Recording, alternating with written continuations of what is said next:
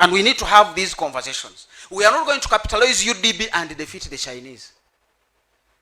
So the policy options need to be thinking differently. As I've said, Museveni is adaptive, Museveni is realistic, Museveni is rational. Number 5, restoration of infrastructure. I've already mentioned the dilapidated state of roads. We have increased the tarmac roads to beyond 5,000 to 6,000.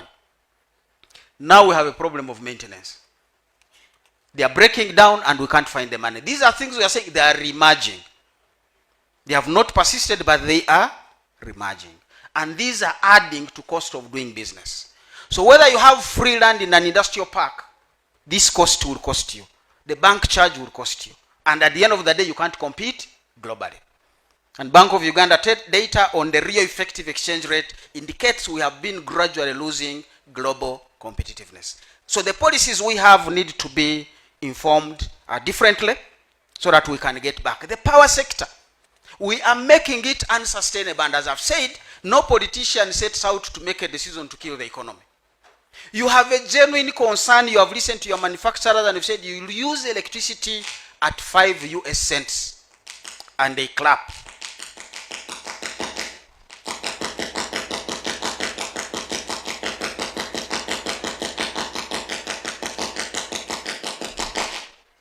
I know they are.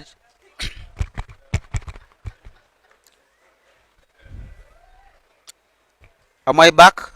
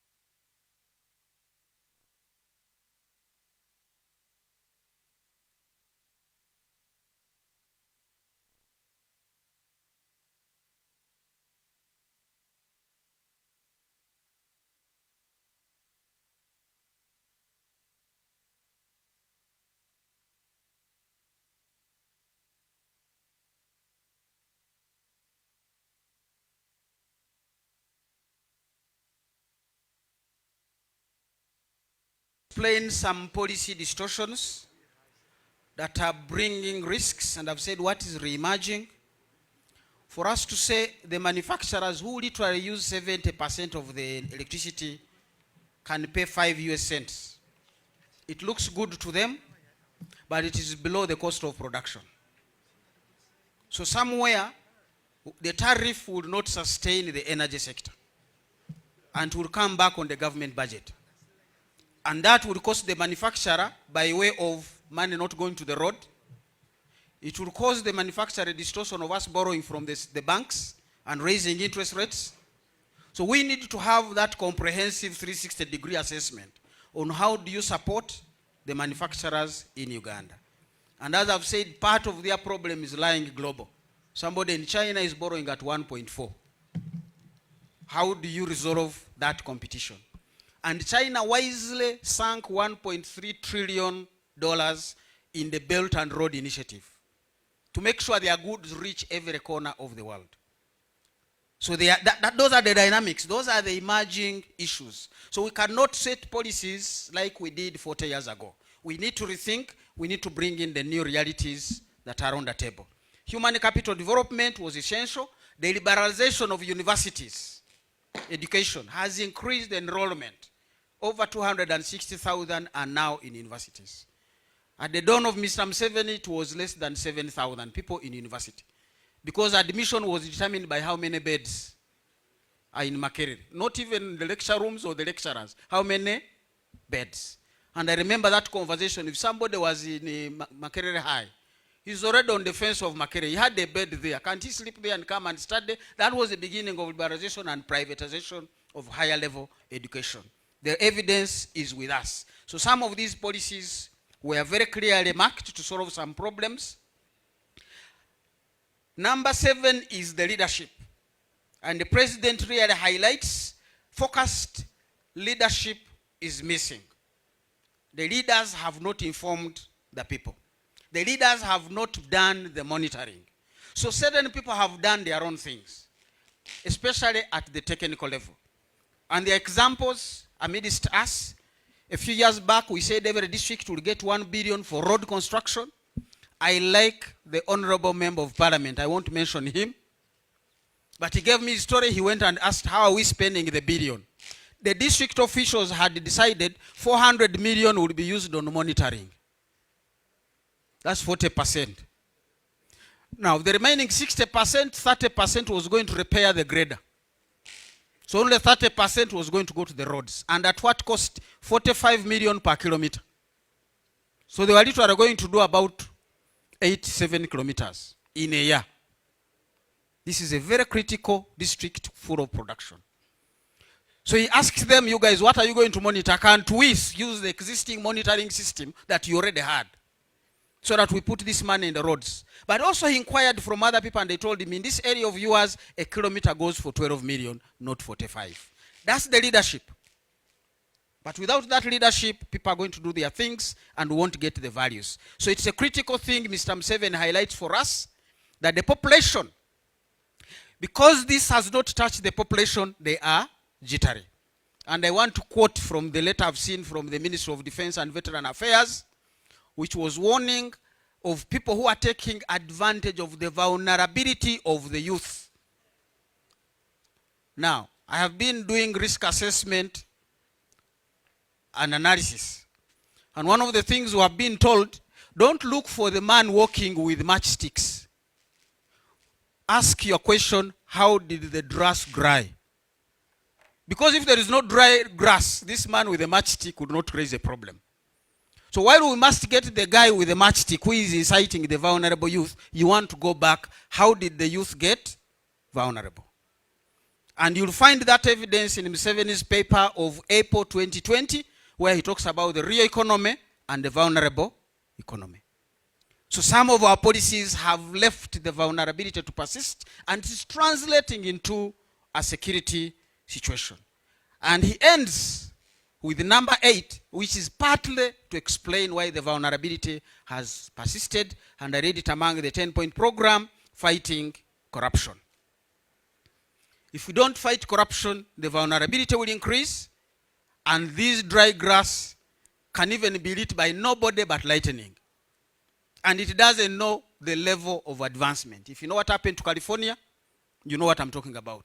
It can take anybody. So we need to resolve some of this. As I've said, restructuring. Vietnam, as we speak, is retrenching 100,000 employees because they can't find the money and you can't compete with what you're supposed to do and they just pay you salaries. Their precedents. Milei in Argentina has turned the country from a deficit of over 40 years into a surplus budget. They still have their debt, but at least now they can finance their budget on a day-to-day basis. Serious reforms, including withdrawal of subsidies. Nigeria, Lagos was full of traffic jams because of subsidized fuel. The current president simply says no more subsidies. There were riots, they were handled, but alongside the entire jam has disappeared. So what subsidies are we putting here that are not necessary? We are back to 1986. We need to look through and say, who are we subsidizing that cannot be sustained? So the conclusion is the Musevenomics agenda and the review of his policies and his practices really gives us some lessons to pick on. If we are to get inclusive development that will speak to the youth, we have some lessons that we can pick on. The Paris Development Model has come through. It is 7 pillars. I must emphasize this. It's not 1 pillar. It does not make sense to give somebody 1 million, they buy poultry or a goat, and there is no extension service provider in that village. And there is no functioning health facility in that village. I will sell the goat to treat my child. So when you come back, some of these genuinely will argue, will go to courts to write off. If you assess people and they really we failed them to succeed. The German economy is strong because you don't lend money and go and sit as a bank. You are part of that project. Before you foreclose, you've got to show what did you do to help the borrower succeed, you as a bank. Because this is the German economy. So you as a bank, you must participate in the German economy. That's why you make your profits. So the social market economy has made sure Germany is the strongest economy in Europe. It's not just because they are Germans. It's the policies the Germans have pursued. And I must say they were the first in 1948, the Minister of Finance in Germany used the terminology prosperity for all. The first time it was mentioned. And when they made vehicles, they made the smallest, the Beetle, so that they can make as many as possible. Prosperity for all. The Chinese we are seeing today, in 1960s, they did not have the bullet trains we are talking about. They had bicycles, and the bicycle was called China. It was the strongest. It was the most adored in Uganda. As a young boy, I wish I could have one. My father could not afford it. So I rode a Hero. But this is where China has come from. Now I see people who want to be like China. You need to know that we are where China was in the 60s. I appreciate the standard gauge railway. But I'm more concerned, what are we going to take?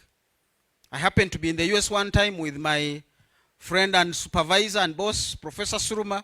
We were moving through the Silicon, Seattle, San Francisco area, and we were stopped by a train. For 45 minutes, the train was passing. Rails don't make money unless there is something moving on them. What was that rail track? Meter gauge. In the US, I've asked people, tell me where is a standard gauge railway section in the US. It's good to have them, but rationality, realism needs to come in. Ladies and gentlemen, Musevenomics is simply about that, and we can make the discussion. You have a right to give your opinion. That's why my paper is here with me, because I want to capture your opinions and include them in this paper. Mildred, tuhaiso Ruhang, come and take this over. If you don't know what tuhaise means, again, ask your neighbor. Professor Julius will not charge you for that. He's supposed to give that answer. Thank you for your kind attention. I think Doctor deserves a bigger round of applause than that. Thank you very much for breaking it down. Almost 4 decades in less than 40 minutes. That was a very difficult task, but you handled it very, very diligently. And as Doctor did say, quite a lot that has happened over the time, but like he did say, it is an evolution. We are still discussing, and his paper is evolving, but very key amongst the issues that he did mention is the idea or the issue of evidence-based decision making. If you do not have the evidence, if you do not have the statistics that will be able to back your policy, that will be able to back the decision that you're taking, then it is as good as a bad decision to be able to take, or you're just thinking it out loud. But you also did mention one of the biggest issues or conversations that I and my colleagues in the media will always talk about, that is the issue of debt. I know if we are having any economic discussion, one of the conversations that will always come through is the issue of debt. And you highlighted as well the issue of domestic debt on the other hand.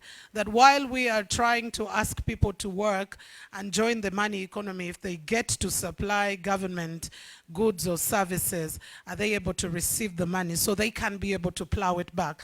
That's a very important discussion as well. And as we talk about import substitution and export promotion, Doctor did ask about what's the strategy on this export-led growth. So these are issues that we'll be pondering upon, and at a later stage we'll have a question and answer approach. But ladies and gentlemen, allow me invite our next speaker. I know that we are far behind schedule, but our next speaker is going to be speaking about a case study, which is an assessment of the major trends in Uganda's coffee sector. That cash crop which Doctor was talking about, because before you take that bag, there has to be some money that has to be given away.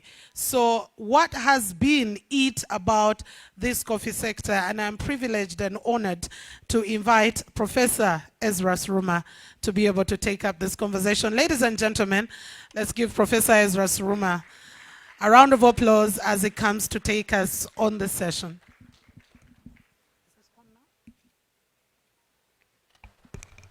Check, check.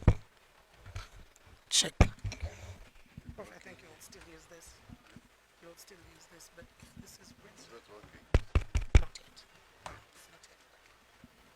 Thank you very much, Madam Taise. You're welcome. Thank you.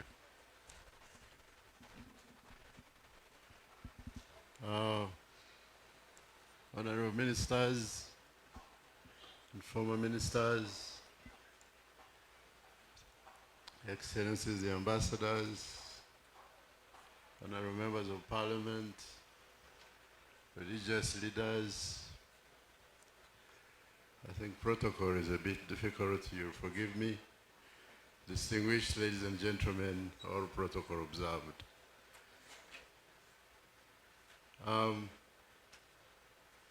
privileged to have an opportunity to present a case study on coffee.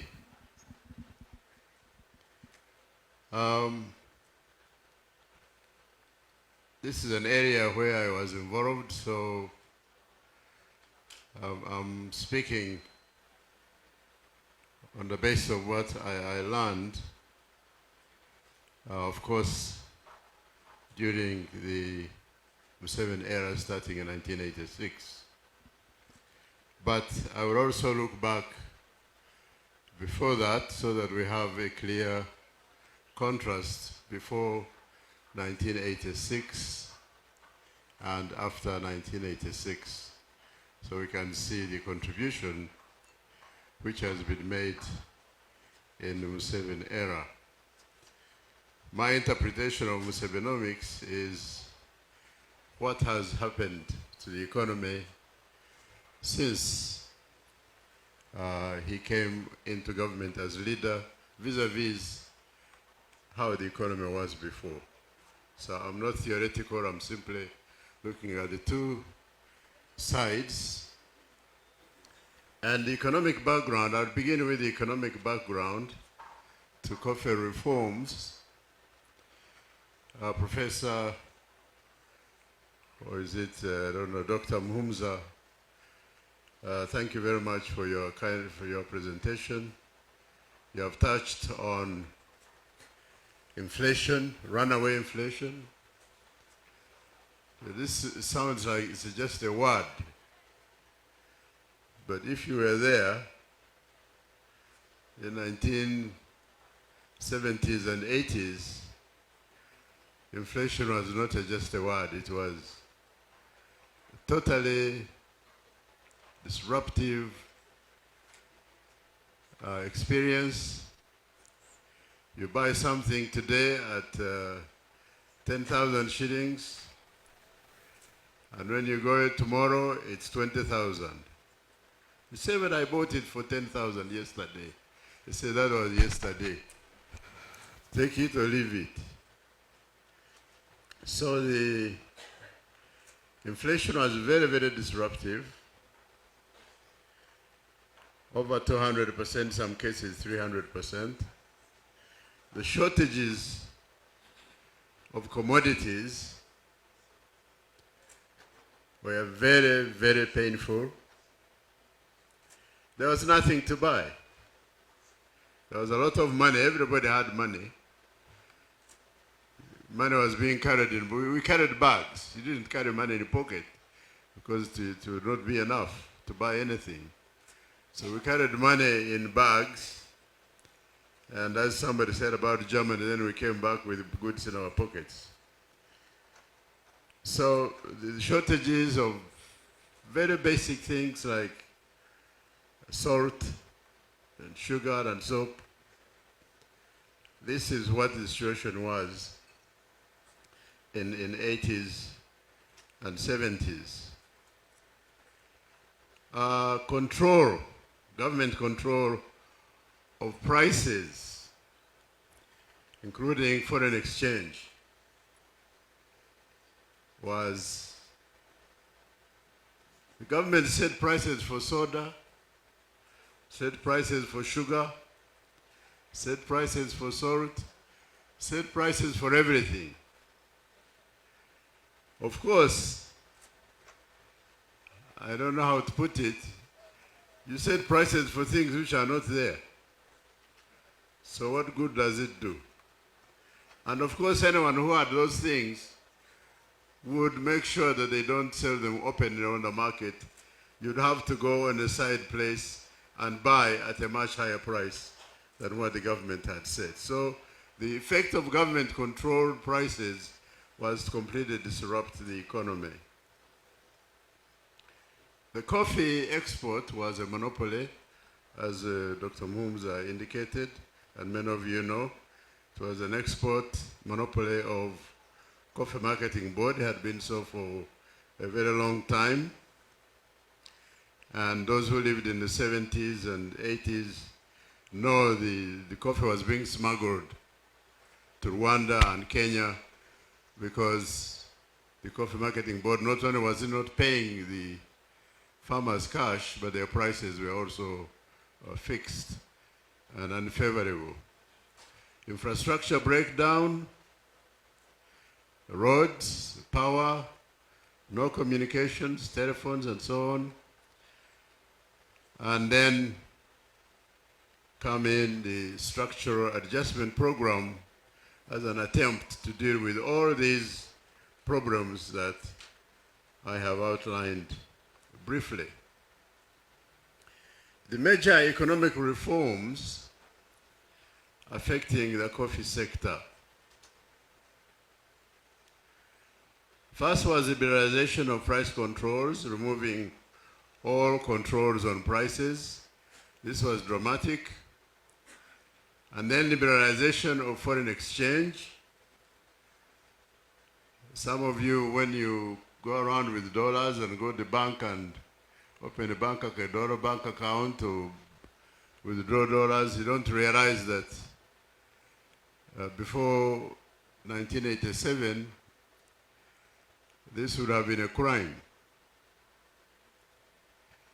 If you came in with the dollars at the airport, you had to declare, fill an exchange control form and declare the dollars you had come in with and surrender those dollars to central bank within 48 hours. And the central bank would buy them at the official price when the market price was much higher than you would get from the central bank. This was very painful. Many of us who came in with foreign exchange, we would under-declare. You have $100 in your pocket, you declare that you have 20. But then if they take you aside and search you and find that you have more than 20, they take the 80 for themselves. So we were suffering. It was very painful whenever you came to the airport, having to decide to declare the foreign exchange. I visited many countries. I led a team. We visited many countries and came back and recommended the liberalization of foreign exchange, and the government adopted our recommendations, and I'm happy to say that that liberalization remains today. That was a fundamental change. Liberalization of coffee exports was difficult. Again, I led another team that visited many countries, Madagascar, Colombia, Costa Rica, and so on, to see how they were doing their coffee exporting. The World Bank and IMF put a lot of pressure on us. At first we resisted, but then the problem of crop finance became unbearable. Whenever it was time the coffee was in season, we had to come together with the commercial banks, with the central bank, with World Bank, and try and find out where to get money to give the Coffee Marketing Board to buy the coffee. This was called crop finance. And we couldn't find enough money. So, as you've heard, because the Coffee Marketing Board was not paying farmers, they started cutting down coffee trees. Since this was the only export we had at that time, we became very deeply alarmed, and we had to do something to solve the problem. And one of the solutions was to see how we could change the mechanism for export. So in 1990, we wrote a paper and recommended liberalization, and this was done. It was done very quickly, and many Ugandans came into the coffee export sector. I remember over 100 people registering to become coffee exporters, but then they couldn't find money to buy the coffee either, and foreigners started dominating the sector as Ugandans started falling out because they couldn't access finance. In 1996, I was chairman managing, 1993 to 96, I was chairman managing director of Uganda Commercial Bank. So I asked the president to allow me to use money from privatization to help our exporters, and he allowed me. So I took $100 million and started lending to our exporters at a lower interest rate, attempting to compete with foreign companies. But when I left 1996, I left the bank, I'm not sure what happened. So I did a comparative when I was at Brookings in 2010. I attempted an analysis of coffee exportation. Thank you. I didn't know that the slides were being shown. So from 1964 to 2024,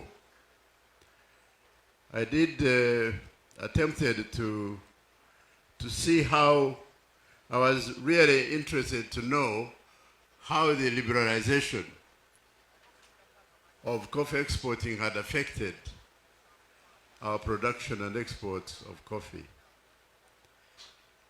And you'll see that in 1964 to 1970, that period, the average number of 60 kilogram bags, coffee exported in bags of 60 kilograms each. There were 2.8 million in that period. That was the average.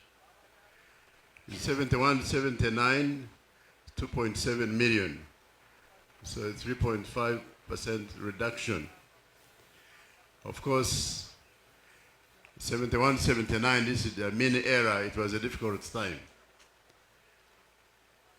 From 1980 to 89, there's a further reduction to 2.5 million on average per annum.